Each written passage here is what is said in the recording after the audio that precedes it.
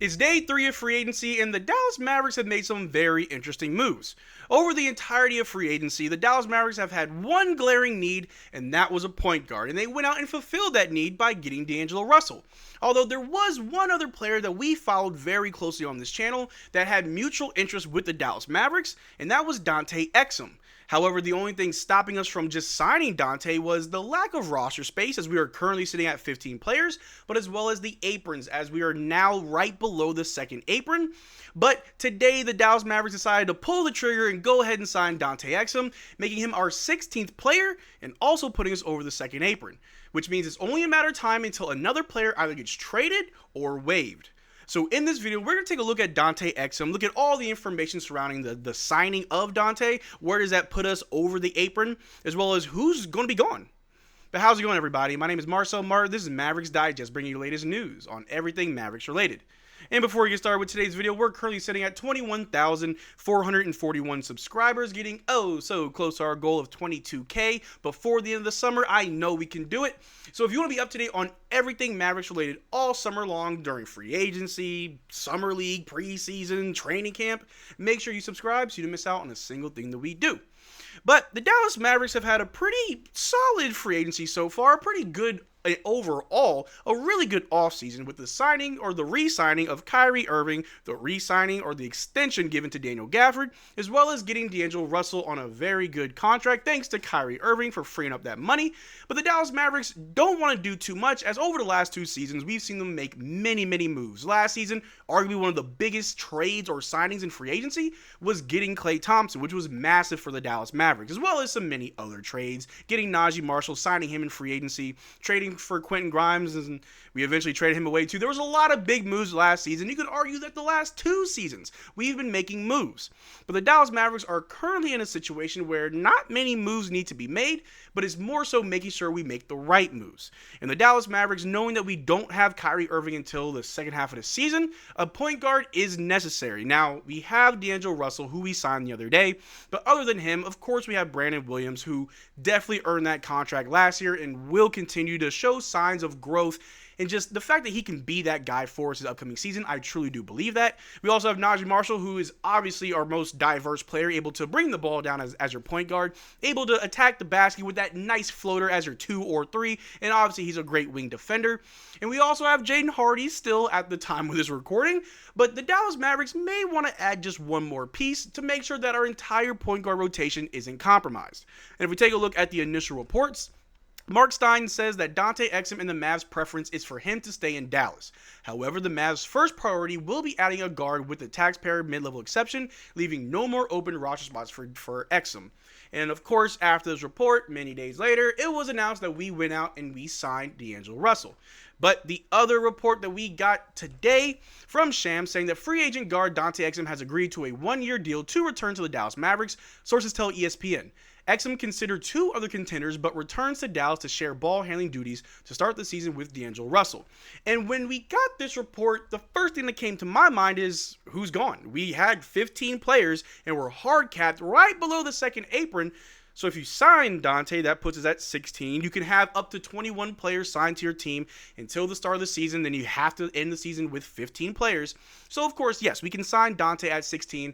That just means someone's gone. And a lot of people were waiting to see more details. Are we going to make a trade? Is someone getting waived? Time went by and nothing. We have Dante Exum. We didn't, at the time of recording, we didn't cut anybody. No one got waived. No one got traded. We are, however, over the second apron by just a little bit. But that does mean that more moves will happen. But with Dante Exum back to the Dallas Mavericks, what can we expect from him? How well did he play last year in the 20 games that he actually played? Well, let's take a look. Last season, in only 20 games because of his injuries, he averaged 8.7 points, 1.7 rebounds, 2.8 assists, 0.2 blocks, 0.6 steals, 1.1 turnovers, and 1.7 fouls per game, while shooting 47% from the floor and 43% from 3. And obviously, the number one thing about Dante that we all love is his passing. His passing and playmaking abilities. He can definitely distribute the ball very well. He kind of looks to pass first, which is completely different from Spencer Dinwiddie, in total, but he also plays good defense. Another difference compared to someone like Spencer Dinwiddie. Dante Exum, when healthy and able to play, is amazing. When he came back from injury, I, for one, was very, very impressed with just what I saw. Just the defense, the tenacity, able to play at a high level and a high speed. I can see why we want to bring back Dante, with the thought in mind that he will stay healthy. He had about 2 injuries last year, one over the offseason, then one right before the start of the season where he sidelined him until January. Came back, then he got injured again, and hopefully we can keep things going. Defense wins championships, and injuries can stop them. So all good luck and hope and good vibes to Dante that he stays with the Mavs, he stays healthy, and he can help us out till Kyrie Irving comes back. But it does make the signing of Dante a little bit interesting. There was one other player that was on the team last year that also shared ball handling duties when Kyrie Irving went down that we heard nothing about. And that was Spencer Dinwiddie. And we did get the report earlier today, before we got the report about Dante Exum, that free agent guard Spencer Dinwiddie has agreed to a 1-year deal with the Charlotte Hornets, sources tell ESPN. Dinwiddie averaged 14.3 points and 6.2 assists as a starter for the Mavs a season ago, and provides a reliable scorer, passer, and leader for a young Hornets backcourt. Now, I know a lot of you guys, because I've seen in the comment sections, I see what you guys say online, you're probably happy that Spencer is gone. You probably prefer Dante, and maybe I'll have to be devil's advocate. Maybe I got to be the villain in this and say, I would rather have Spencer Dinwiddie. Does Spencer get on your nerves? Absolutely.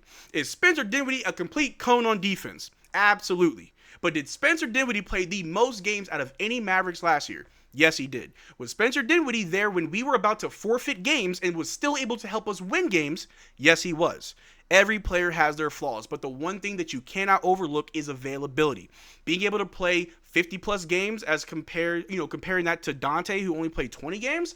Now, there could have obviously been something behind closed doors, or maybe Spencer wasn't happy. Maybe after they traded Luka, Spencer wanted gone. He didn't want nothing to do with us. If that's the case, I understand. But if the Dallas Mavericks didn't even try to make an attempt to bring back Spencer and they just wanted Dante, a little bit confusing. Now, I get it. Dante's defense, when he's available, he arguably is better than Spencer, but when is he available is the number one question. After the season that we had last year, I, as well as many people, would agree, we cannot afford to be injured. The entire West is getting stacked right now. Teams are getting bigger. The Lakers just got DeAndre Ayton. Regardless of how you feel about that, he is going to help them. We also saw Jonas Valanciunas get traded to the Denver Nuggets for a bag of chips. The West is trying to get big to play against us, and we need everybody healthy. And that's not just Dante. That's everybody, including Anthony Davis, Najee Marshall, P.J. Washington, Jaden Hardy, if he's still on the team. But that's just how it goes. We didn't get Spencer. We got Dante. I just got to deal with it, but I'm not upset by it either. But it still raises the question, who's going to stay and who's going to go? Well, there's many players that many fans would love to see go. There's Caleb Martin, Jaden Hardy, Omax, even Dwight Powell. And between Omax and Hardy, we did get reports that they were being shopped heavily, both on draft night and during free agency. Dwight Powell did opt into his player option, and who knows if they want to do a stretch wave with him. I mean, other teams are waiving their players. Maybe we waive Dwight Powell. Having another big is helpful, but only if you can really play them. We've talked about Kai Jones being an option as well. But if we take a look at some more specifics right here, Mark Stein tweeted out that with teams afforded 21 roster spots in the offseason, Dallas does not need an immediate trade to make roster room to bring back Dante Exum, who league sources say has agreed to a deal today to become the Mavericks' 16th standard NBA contract. So yes, we don't have to trade anybody right away. We don't have to waive anybody right away. We can wait and see. And he followed this up with this tweet. Bobby Marks had tweeted out saying Dallas was a projected $1.6 million below the second apron before Dante Exum. A corresponding move will be needed to trim some salary. Exum cap hit will be $2.3 million. And Mark Stein followed it up by saying, as Bobby Marks notes, the NBA signings cannot be made official until July 6th, so no salary trimming move with respect to aprons is immediately required for Dallas to come to terms with Exum. The Australian guard has agreed to the deal, but can't sign until Sunday at the earliest. And this leads me to believe that they would not bring on Dante without the thought that they're going to keep Dante. So he's signing a one-year deal. He's going on the team. They're not going to be like, hey, here's a contract. Oh, I thought about it. No, can't give it to you. So Dante is on the roster. But there are, like I said, 4 other players who are in limbo. And from sources close to me that have been telling me what's really being talked about, it seems like Caleb Martin's name is being brought up a lot. Now, obviously, like I said, Omax and Hardy, those two have been shopped since draft night. Recently, Caleb Martin's name has been brought up. Dwight Powell as well in a very weird way, but as we've seen, Dwight Powell is pretty much indestructible. You can't get rid of him. You got him for life, pretty much. But that's what we got. We got Dante, which isn't a bad signing. It's just very interesting. We don't know who's going, but someone will be moved, either in a trade or in a wave. But let me know what you think in the comment section down below. Do you think it's Caleb Martin, Jaden Hardy, Omax, Dwight Powell? Or do you think we are just going to sign Dante and let him go, or maybe trade him? Let me know what you think in the comment section down below. Maybe we can have a conversation about it. But that's all I got for you guys today. Thank you for being part of the video. Make sure to check out our Twitter and Discord. Links in the description below. And as always, y'all take care. Drink water. Peace.